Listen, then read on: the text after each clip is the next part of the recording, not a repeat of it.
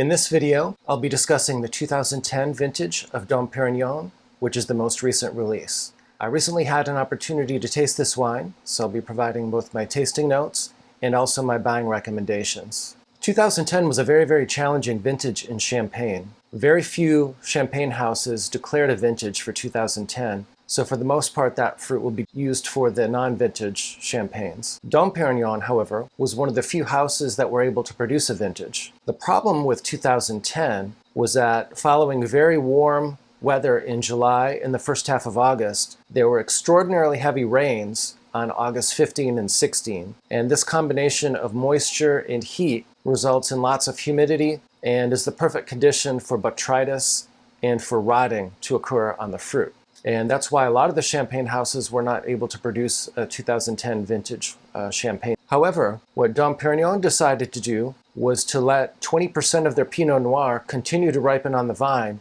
even though they knew that they would lose a large percentage of it to rot. And it was this Pinot Noir, the portion of it that was not damaged, that was able to be incorporated into the finished product and result in an outstanding champagne, even during a difficult vintage in 2010.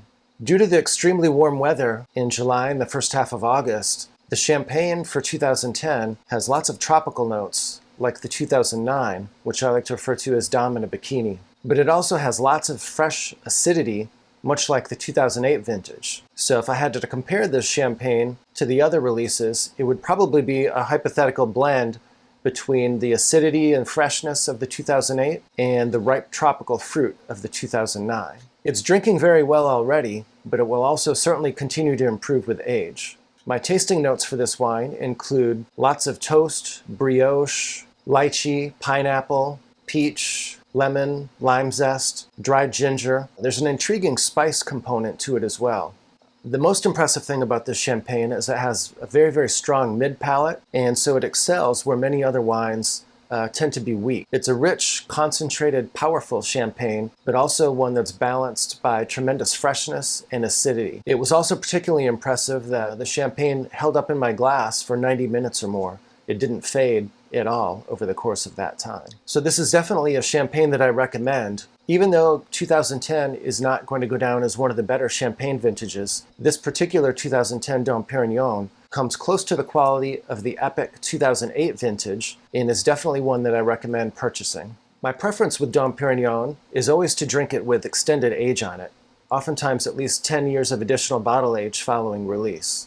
However, prices in the secondary market can be much higher, and also when you buy in the secondary market, you're not sure necessarily if the provenance has been good and if the bottle was kept in the appropriate conditions during that time. And so for Dom Perignon, I always recommend that you buy quantity of the bottles on release at the low release price, the relatively low release price, and then you age it yourself so that you can make sure that it's stored in a climate-controlled environment and that the champagne will hold up and will age gracefully until you decide to open it. This has worked well for me since the 1995 vintage, and so I highly recommend it. If you enjoyed this video, please hit the like button and also subscribe to my channel so you don't miss the next one. I'll be coming out with videos like this at least once a week or so.